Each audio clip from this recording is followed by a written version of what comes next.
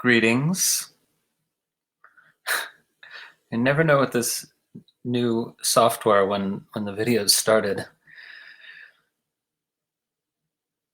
Facebook, making new things is not always the best idea. The old one worked fine. Anyway, greetings everyone. Happy Mother's Day to those of you in any of the 48 countries that celebrate Mother's Day. Today's Sunday, though it's already Monday, of course, and in some parts of the world. So I want to take a moment to honor all the mothers, all the human mothers, women who've given birth, which for most of us male-bodied people is not something we can even imagine. And it's astonishing, not only what you do at that time, but everything after that time. So blessings, showers of blessings. May there be endless showers of blessings on all mothers. Of course, not just today, but every day. And we want to also invoke the Devine Mother in all her aspects, the goddess, those of us who can relate to divine consciousness in this paradigmatic, archetypal, anthropomorphized feminine form called the goddess. We experience a special blessing, I think, having Divine Mother. It's a very different sort of experience from the image of a stern patriarchal male god. No offense to those of you who relate to that, but I can't. Anyway, happy Mother's Day. That's the point. Okay, it's working. The video is working. Awesome. So I have some questions here. I have some shares. I have some explorations to go on with you for the next 40 minutes or however long this is. So Angela is a fairly new member of our community who lives, I guess, in Germany, certainly in Europe. Anyway, she writes in the following. And this is a abridged version. She says, 2 years ago, in a time when I was intensely exploring direct experience versus mental overlay, an awakening happened as I read a question in a book. It was a total change of perspective, but I had no practice to stabilize. So after about a week of sheer joy, life slowly started to fall back into a kind of default mode as a seemingly separate person. Only that this now felt like an obvious and empty fake that I was engaging in. Any new identity I tried failed after a short time. Literally nothing has worked anymore. Since I've now started the tantric practice, it seems as if the awareness perspective comes back to the fore, like a reawakening or stabilizing, but this time as a kind of process, not suddenly, and based on what's still obvious. And I'll pause in reading her account to just paraphrase the longer account that she also sent that described actually quite beautifully this moment of awakening, absolutely clear that it was a real moment of awakening, where she realized that the person she thought she was literally just a thought, was a fiction.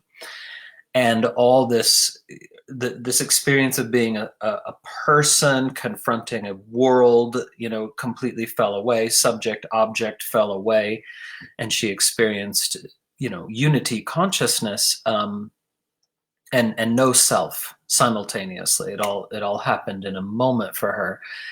But as she says here, there was no support for that experience. There was no community. There was no practice to support that experience or that mode of experiencing, really is what it is.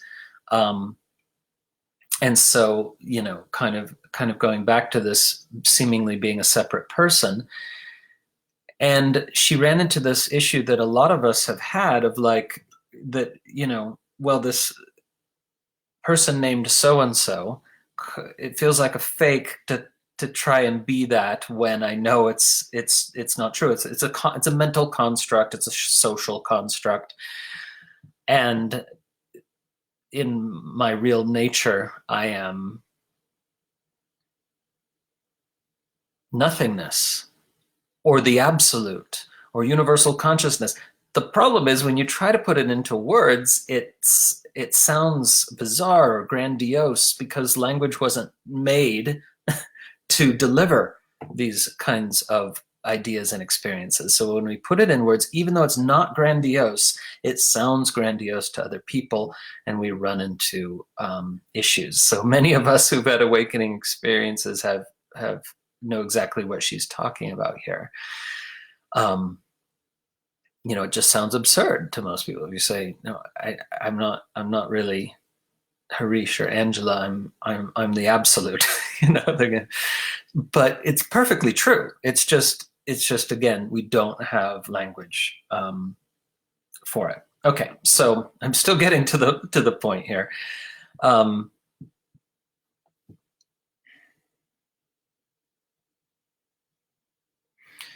So she says, during the day, I focus on awareness as often as possible, and then there is the silent joy of experiencing no matter what. I know it's what I essentially am. And yet, amidst all this, I feel alone most of the time, separate from the divine as well. My question now is, are there certain exercises or certain facets of the tantric practice that you would recommend to do in this phase? And can I do this on my own, or do I need direction or a direct teacher? So this is quite a profound inquiry, and difficult to address easily and briefly, but I'm going to try.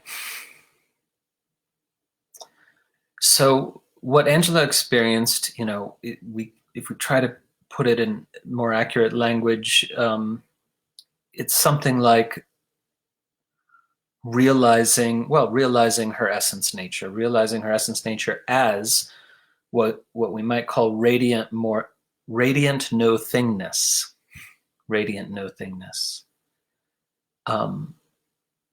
And in this state, there is indeed a silent joy of experiencing whatever you're experiencing. And you know that you are nothing but this quiet presence, which simply meets each experience just as it arises. And there's no big deal, and nothing's significant, and nothing's insignificant.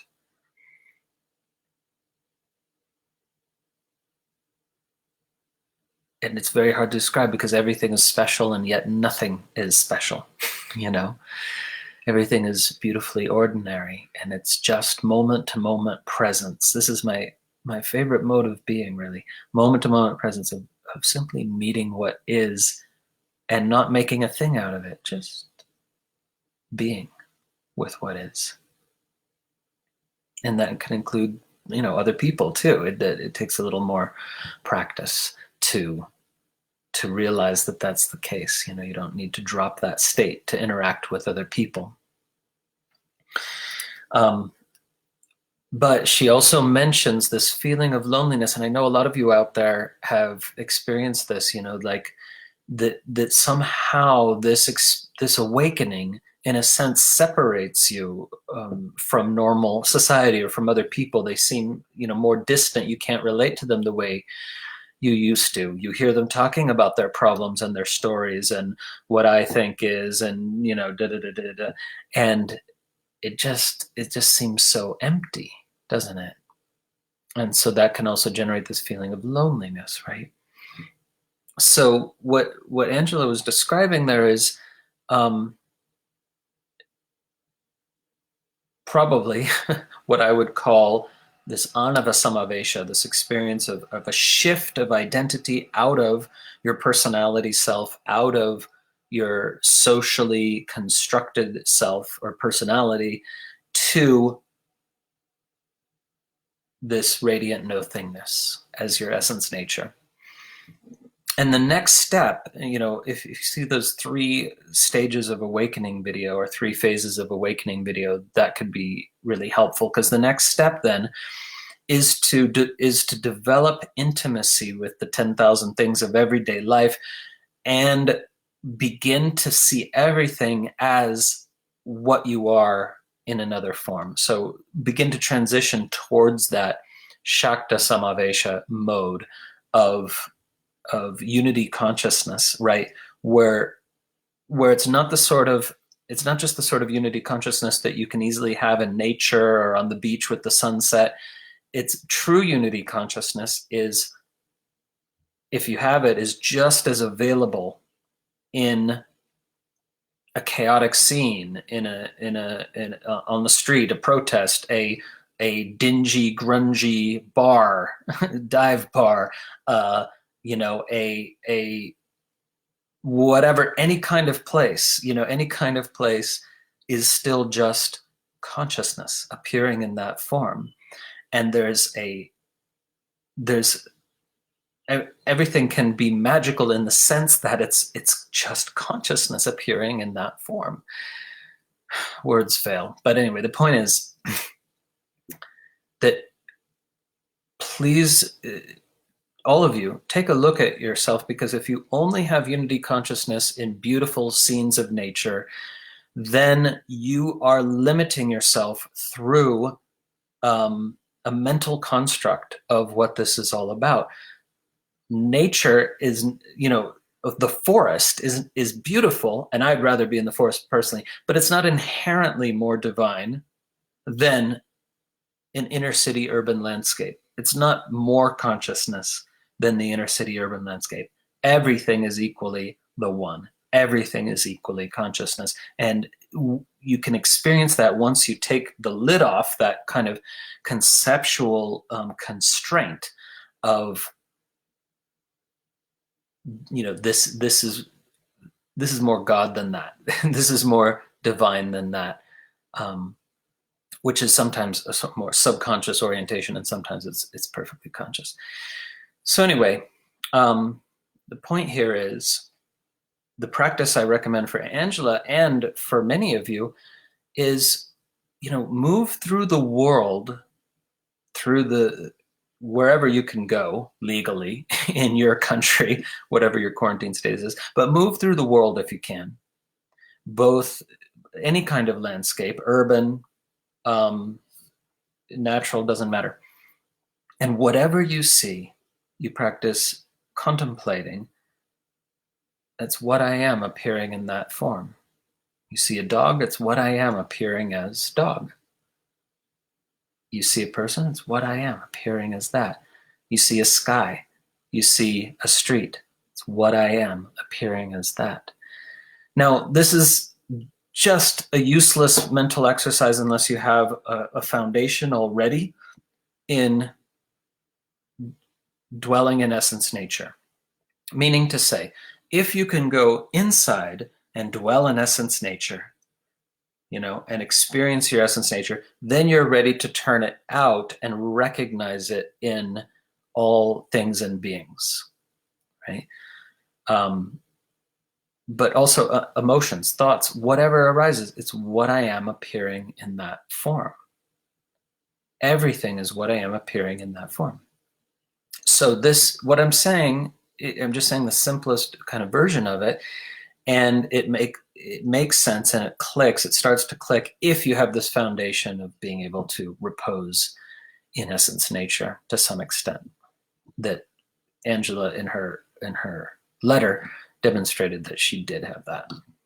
Okay, so there's a lot that could be said about this very profound topic, but the key I want to point to is that many of us experience this distance from others or distance from the world as a result of awakening. Even if we don't experience an artificial elevation, which is really bad, you really have a problem if you think you're better or more enlightened than other people, right? But that's not what Angela is experiencing, and this is perfectly common, though, this sense of distance or loneliness, even if you don't have a sense of artificial exaltation. And so it needs to be cultivated little by little, coming into intimate contact with the 10,000 things of everyday life and people, and recognizing the one in that form, in the form of an angry person, in the form of a crazy person, in the form of whatever, right? It's the one equally playing all forms. There's nobody from that perspective who's actually more spiritual than anyone else in the deepest sense of what we mean by spirit. Okay. Moving on. There is this question or share by, now where'd it go?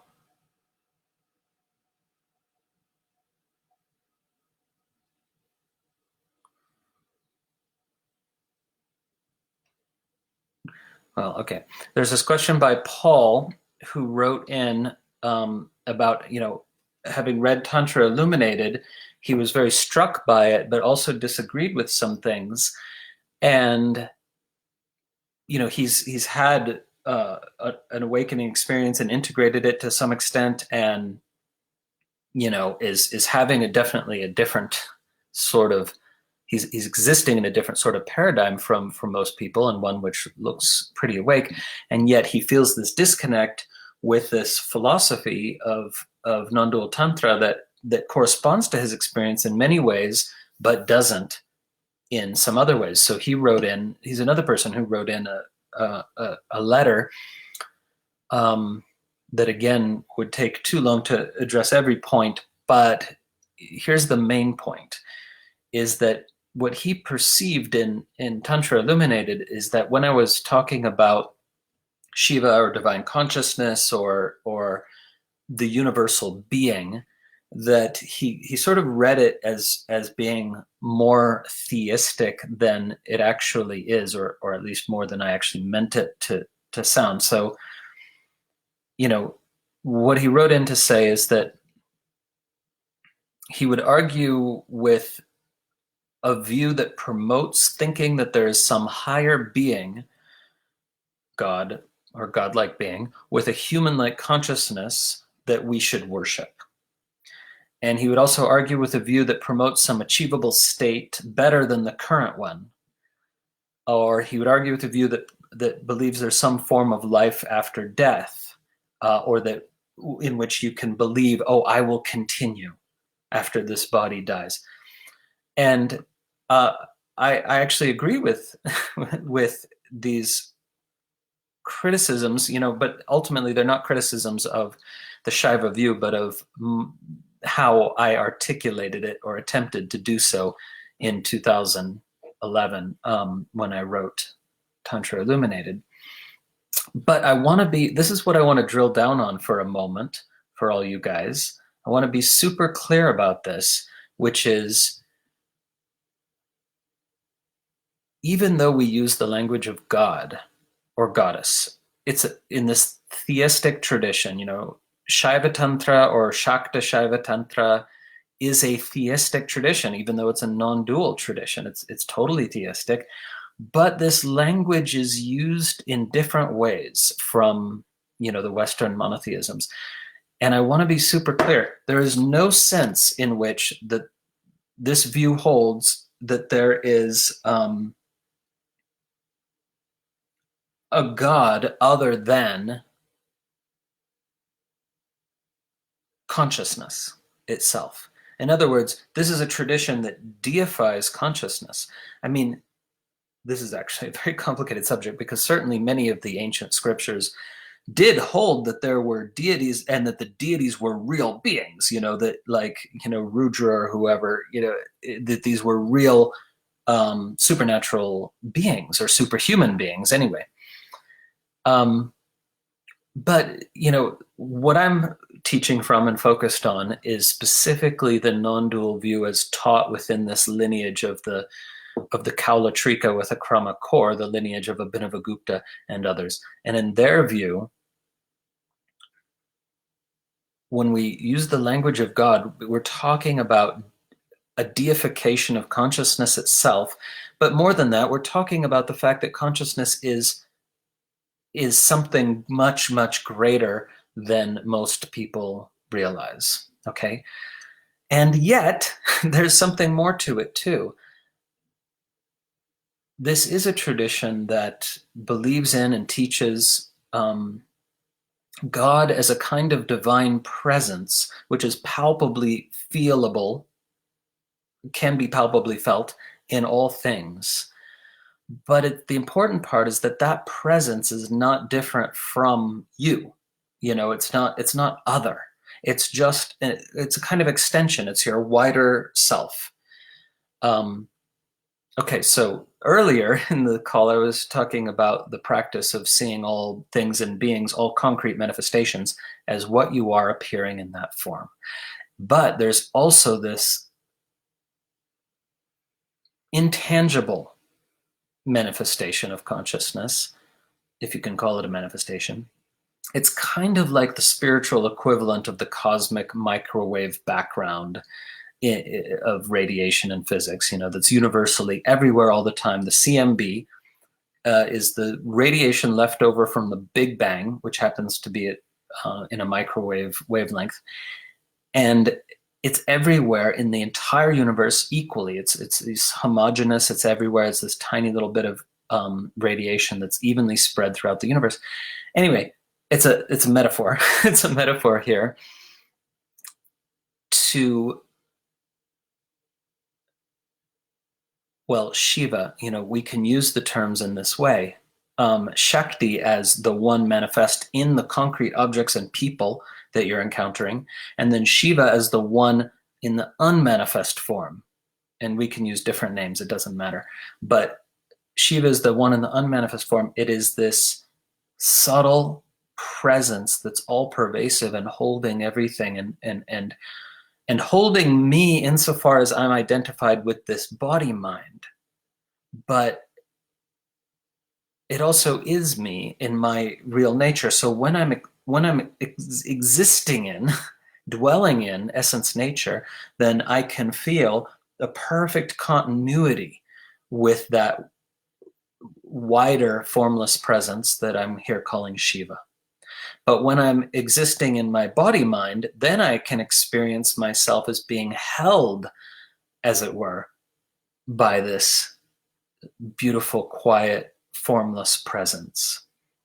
And so it's in that sense that I can understand how people came up with the idea of God. And there are even monotheistic people, you know, Christians and others who say, oh, I feel God holding me. And I don't know, maybe they're actually experiencing something very similar to or the same as what I'm experiencing. It's hard to tell because the language masks the experience. Because I can feel that this formless presence is, I mean, words fail, but it's holding everything. It's not just holding me. It's like it's tenderly holding absolutely everything whatsoever.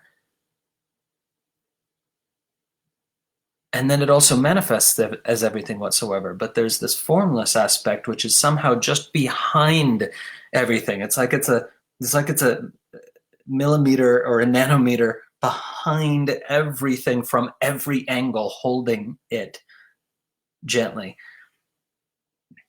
You know, don't take the words literally. It's just an attempt to point towards something ineffable. But anyway, the point is, I don't know if Paul experiences this, but you know, he's sort of arguing against any kind of theistic view.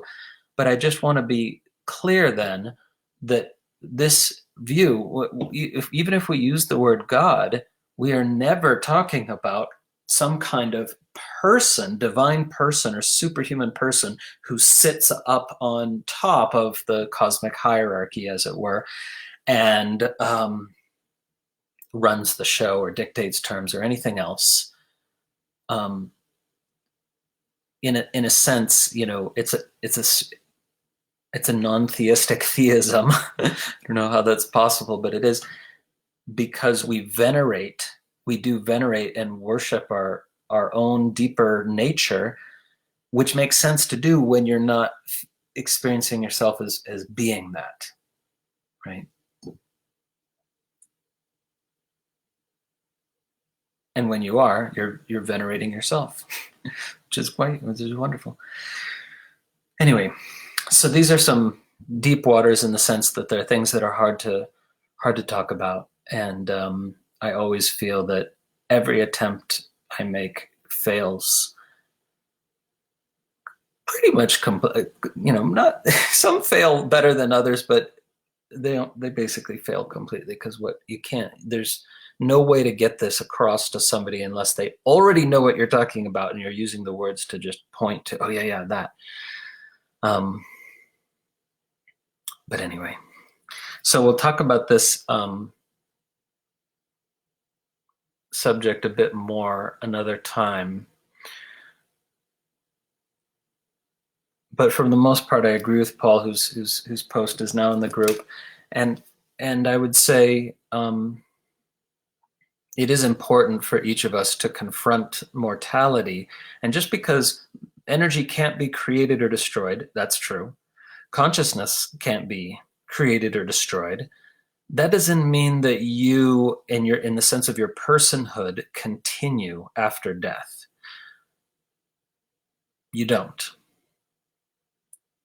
Consciousness and energy continue, but your personhood is over, at the time of death. So death is going to continue to be scary and terrifying and overwhelming every time you bring serious attention to it, until you disidentify with your personhood, until you really truly experience that you are this formless presence, that you are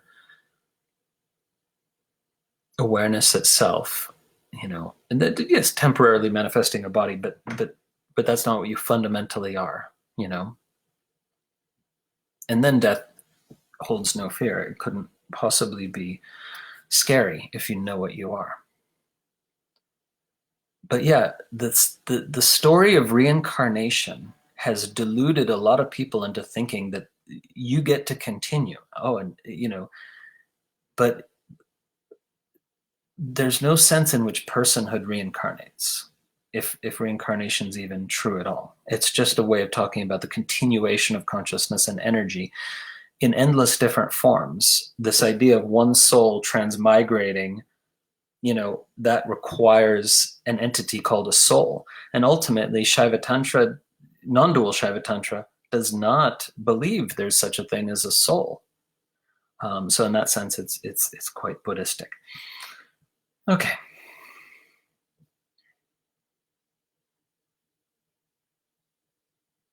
Looking at the live feed now.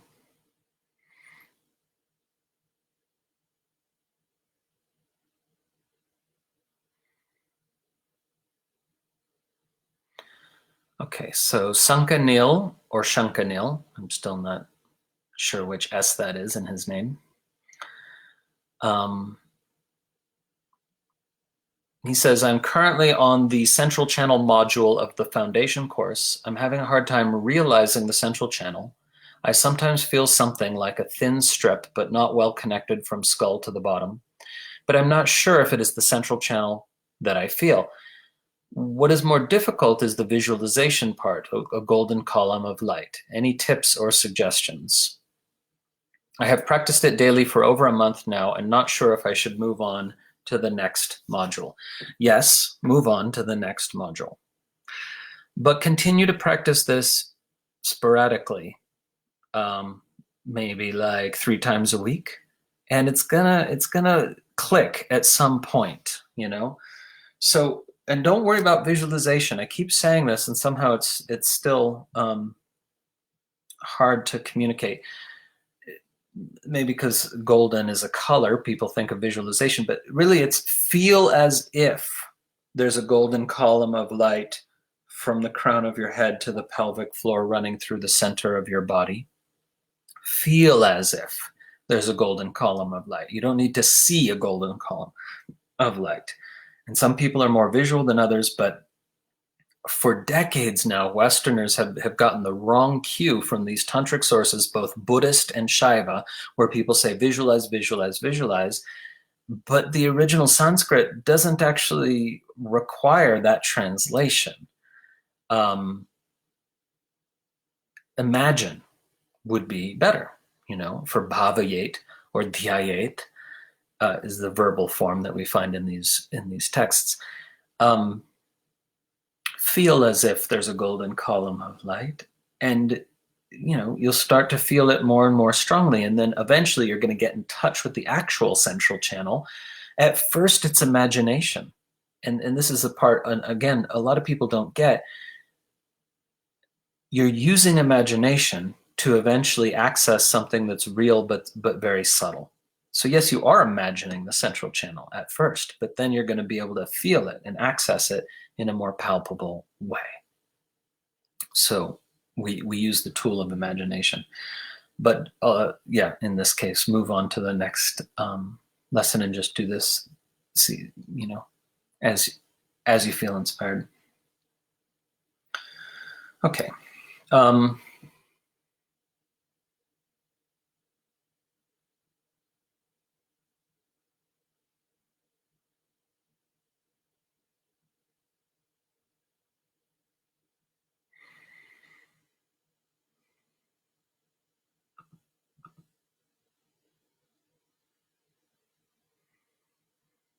Okay, now I'm turning to the thread of questions.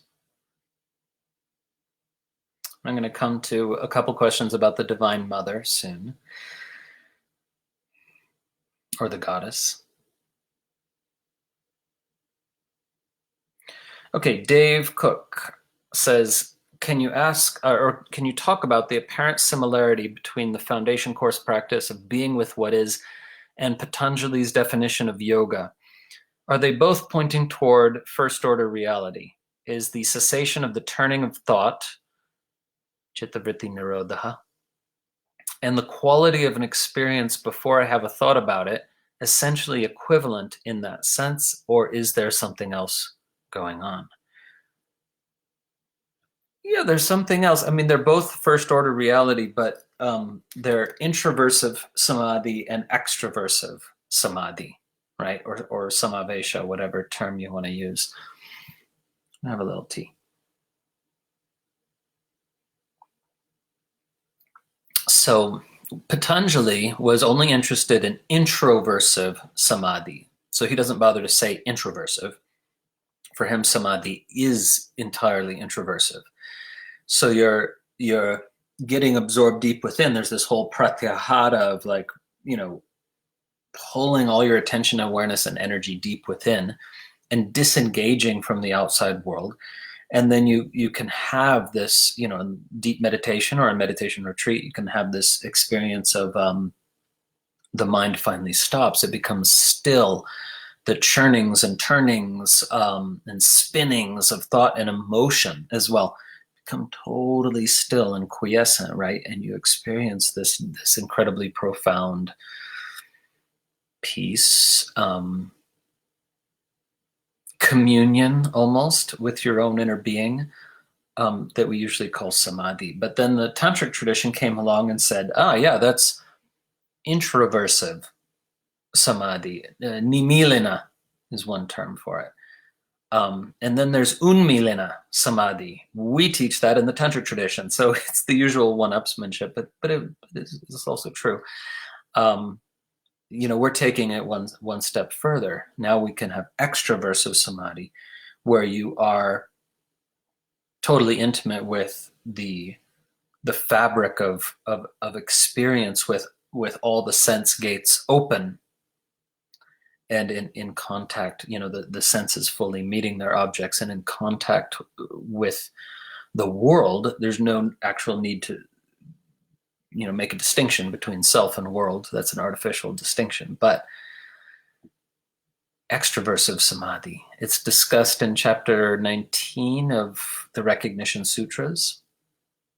And we glimpse it for just a second when we authentically ask the question,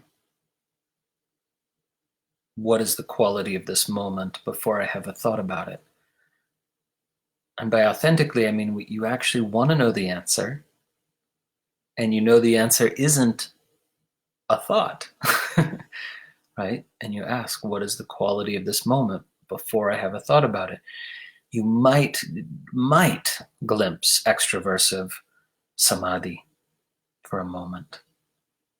Unmilana.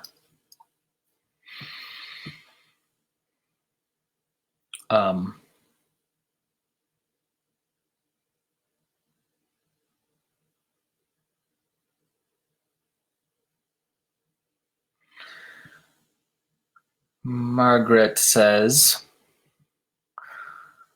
I'm working with the side channels module now, and today during meditation, when I stopped visualizing, I actually felt the energy instead. I softened up regarding the instructions, and that's what happened. Sometimes I get hung up on trying to be the good little student following directions rather than sensing what myself wants to do. Yeah, so learn the directions and follow the directions just to create a template, and then let intuition be your guide. You kind of draw the blueprint or template by learning and following the directions at first and paying attention to details, and then allowing the process to become more organic, right? Okay.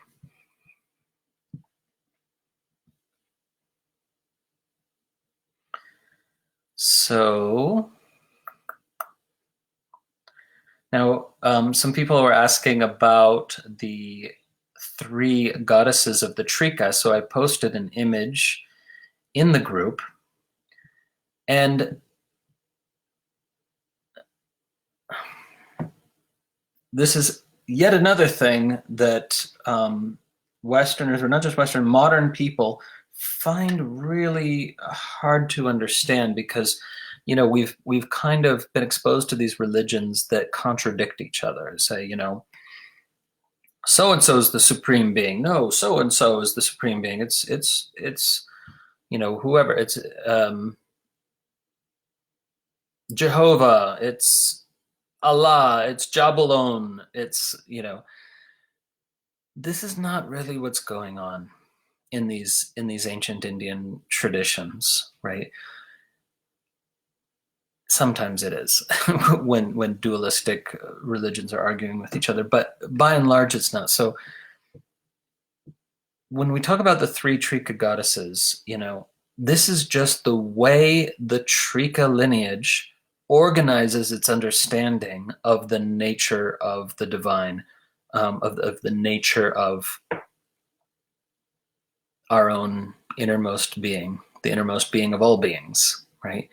Every lineage organizes its understanding through its pantheon of deities, if it has a pantheon, but they're all describing, the same fundamental reality. In the case of non-dual Shiva Tantra, anyway, all these lineages. And I use the metaphor of, like, if you have a marble cake and you slice it one way or slice it the other way, you see a different pattern, but it's all one cake, right? So it's just different ways of coming at it. So from the Trika perspective, Trika lineage, these 3 goddesses, which you see behind me, it's a mirror image, so it's hard to do. Okay, these 3 goddesses are the 3 Trika goddesses. And for the Trika devotee, for one who's taken this lineage on or been initiated into this lineage, the 3 goddesses are everything. They're all the goddesses, you see, because Paradevi, also known as Paravak or Paravach, emanates as Saraswati. She emanates as white Tara. She emanates as the Virgin. She emanates as all these different forms of goddess that have similar characteristics or traits. And then the other 2, Para emanates as Lalita, she emanates as Lakshmi. Apara emanates as Kali and Chamunda and Chinnamasta and other fierce goddesses, and again, I'm not making this claim in any kind of historical sense, right? I'm saying from the point of view of a devotee's heart, these goddesses emanate, all the goddesses in all religions and all traditions throughout all time. But for somebody in another lineage, it's going to be the other way around. Like if somebody's a follower of Sri Vidya, then Lalita Tripura Sundari, she emanates as all goddesses. She's everything, But it's not some kind of competition. It's not that these are actual persons, divine persons, and so we would argue about who's really on top of the heap. There's no conflict at all. It's just that, for a devotee of the Trika, the one, the absolute, most exquisitely manifests, most divinely expresses itself as Paradevi. And for a devotee of the Sri Vidya, the absolute most exquisitely expresses itself as Lalita. That's why they're a devotee of that lineage. And I'm a devotee of this one, Okay, so you'll see in the image, if you go to the Facebook group, and you'll see the image of the three goddesses, and you can see that, there was some consciousness given to the kind of design of this Trinity as that which could emanate all forms of the divine, right? Because we have this like very, very sweet, benign, benevolent, beautiful central goddess with a white light body, Paradevi. And again, she emanates as all the white goddesses, as Saraswati and white Tara and Prajna Paramita and so on.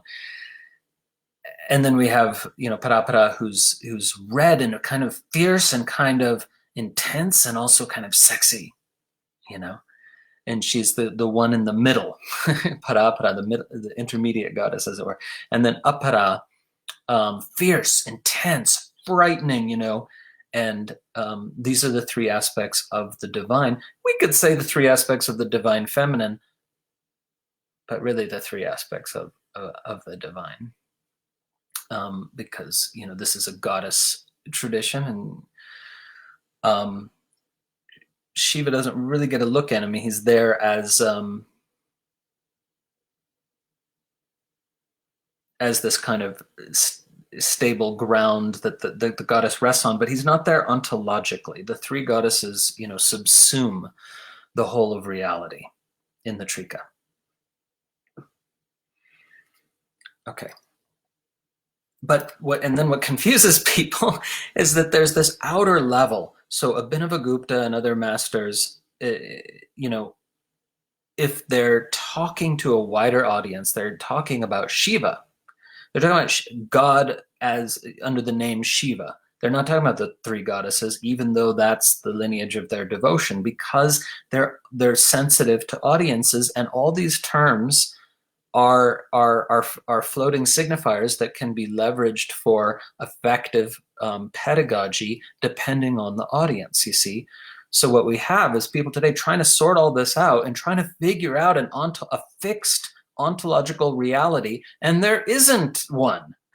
These are all fluid, floating signifiers with which we can point towards various aspects of a fluid reality.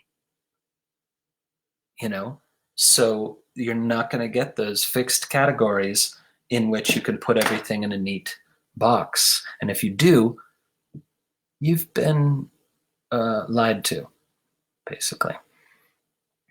Okay. So, but just to finish that point, then notice in the discourse of Abhinavagupta and Kshemaraja and others of this lineage, they will have different levels of discourse. They're talking about Shiva on one level, and then you get further in, it's all about the three goddesses, and then you get further in, it's all about the one goddess.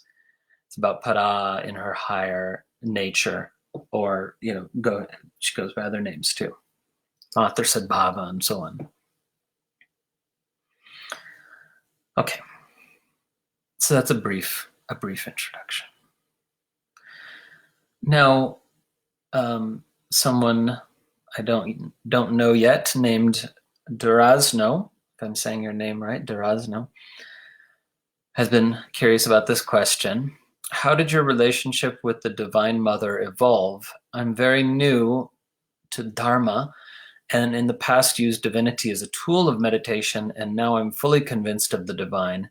My devotion has become more profound. But coming from an atheist background, sometimes that can be kind of scary. Can you share a little bit how to make that transition?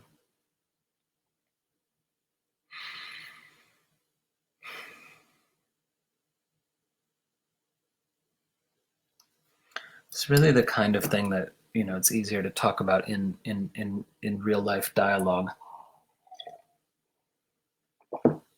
But I have shared in this video different things about how I and others experience the divine. The Divine Mother, in whatever form, under whatever name, is a mystery, is a divine mystery, right? And of course, I'm again speaking on the basis of a non-dual tradition where it only makes sense to be in relationship with her insofar as you're experiencing yourself to be a finite, limited, and or separate self. But that is exactly the way this tradition always worked, is that you offer prayers and poetry and devotion and all your emotions and everything to the Divine Mother until you become one with her, until you unite with her, until you realize you are her. And the only way to realize you are her, of course, is to sacrifice your previous identity to her, which turns out to be to you, right? So that's why the spiritual path, the path of awakening, it's got many beautiful moments, but it's also messy. It's also bloody, it's also really, really difficult because, in a sense, metaphorically speaking, you've got to, hack off the head of your false self, your constructed identity, this person that you think you are. And it doesn't happen all cleanly and smoothly and easily, does it? And you can easily end up in a very messy situation where you've hacked half the head off and you're walking around with a half severed neck, spurting blood, and you're an absolute mess, and you're half your old self, but you're not. You're not, and you're sort of stuck in between. And so that's once you've got to. Sorry for the graphic metaphor, but some of you know what I mean. Once you've got to once you started down this path, you cannot turn back, and it's not going to work to try to sort of half inhabit your imagined, constructed self, this self built out of thoughts, out of memories, out of other people's judgments. It becomes increasingly untenable, right? And so you've got to just throw it all into the fire, as it were. And that is going to be utterly terrifying if you don't know how to rest in this utterly exquisite tranquility and quiet presence of your innermost being. If you don't have that refuge, you have no business trying to dismantle your socially constructed self. You have no business doing that because it's going to drive you insane. You've got to have the inner refuge. Please, that's so important. I'm speaking to everyone, right? Not just the questioner.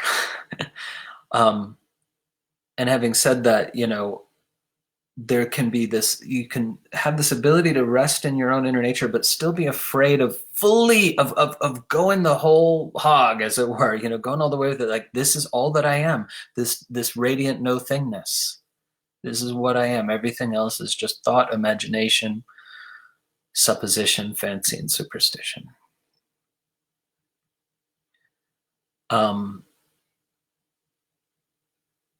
So what's the concrete suggestion here? Every self-image gets offered as a sacrifice at the feet of the Divine Mother. The goddess in the Indian tradition wants blood. There is no use mincing words about this, you guys. It's like even Paradevi, who's in the Trika tradition, the sweetest, prettiest, most lovely, goddess with no fierce features at all. Still, she's a tantric goddess. And you offer her blood, and you offer her liquor, and you offer her raw meat in the full form of her puja. I'm speaking literally as well as figuratively. So in the Indian tradition, goddesses who have power, they always want blood. And this doesn't need to be literal, but it does need to be figurative. That's the non-optional version of this, that you're sacrificing again and again how you think things should be, how you imagine yourself to be, how you imagine the world should be, your stories about the world, your self-images, your ideas about your mission in life, your ideas about what the universe should do for you, all gets sacrificed at her feet. That's how to have a relationship with the Divine Mother, in brief. So do be careful what you wish for. Yeah.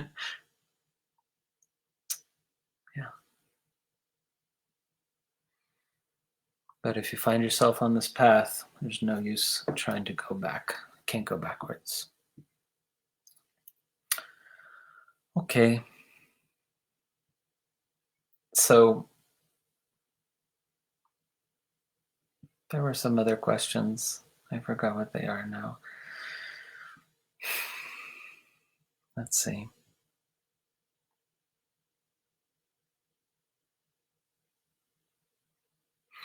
Oh, yeah. Last thing, Anouk and others were asking about this. With these three Trika goddesses, here they are. With these three Trika goddesses, which again I posted the image in the group. Remember, their anthropomorphic forms are not, they just are pointers towards their nature, right? We're not actually invoking some superhuman persons. But the more important thing here is that the three are one, right? And exactly the same as in Christian mystical theology that flourished in the late medieval period, for example, and it's still sort of alive today, where they teach Jesus and God the Father, God the Son, God the Holy Spirit. These are three that are one. They're not three. They're three aspects of one, or three ways of encountering the one. Same with the Trika Goddesses. That is a teaching here in this tradition. I mean, it's different, but just structurally, it's the same. 3 and 1. So this is the kind of weird part, is that Paradevi, she can be one of the three, or she can be all three in one.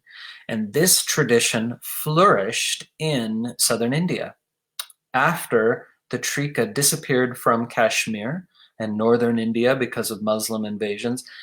It continued all the way down almost to the present day in South India, in Tamil Nadu, in Karnataka, in Kerala, and we have manuscript evidence of this. But the form of the Trika that was practiced in South India, which brings us right down to the present, is this Anuttara form, or this Ekavira form, the one heroine, three as one. So instead of worshiping the three goddesses, they worship Paradevi in her higher form as the summation and of the three, subsuming all three. And it's under that name. It's that version of her that's also called Mater Sadbhava and Vameshwari and Kali Sankarshini and so on. Anyway, does take a bit of study if you want to be familiar with these complexities. But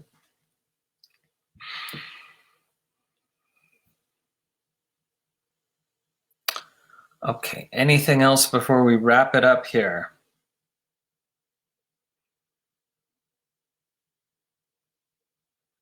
I answered a lot of questions, actually. Angela, Paul, Anouk, Atmanidhi, Durazno, Dave. You all got your questions answered. So if you didn't hear it, see the video from the beginning. Okay, we'll end with Anna requested this mantra.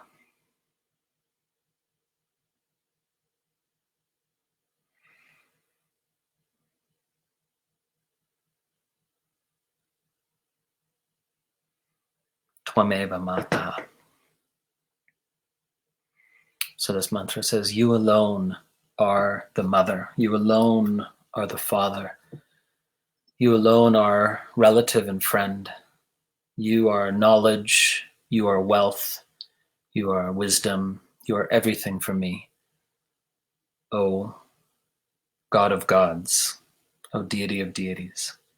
You're addressing whoever your Ishta Devata is, whoever your chosen form of the divine is. You sing this to that form, to that deity, or even if you have a relationship with a guru, you sing. I used to sing this to my guru.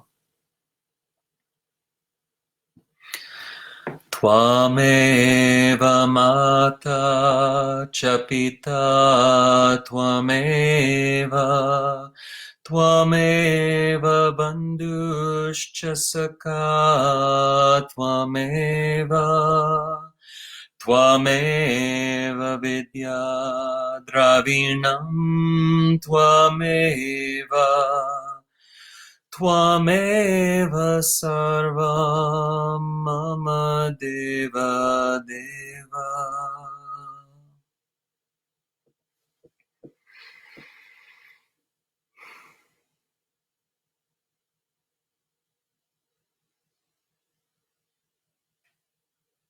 Happy Mother's Day, happy Divine Mother Day.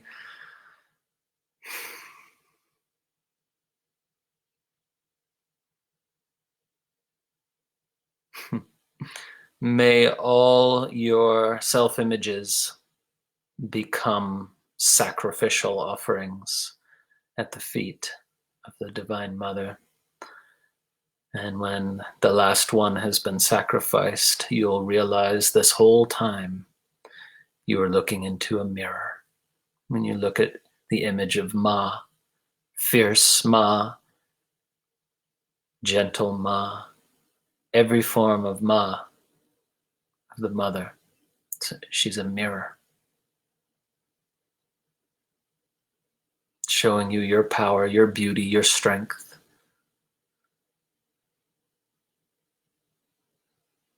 Your exquisite presence.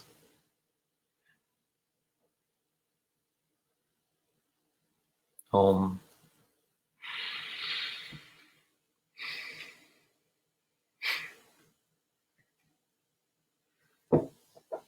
Be well, everyone.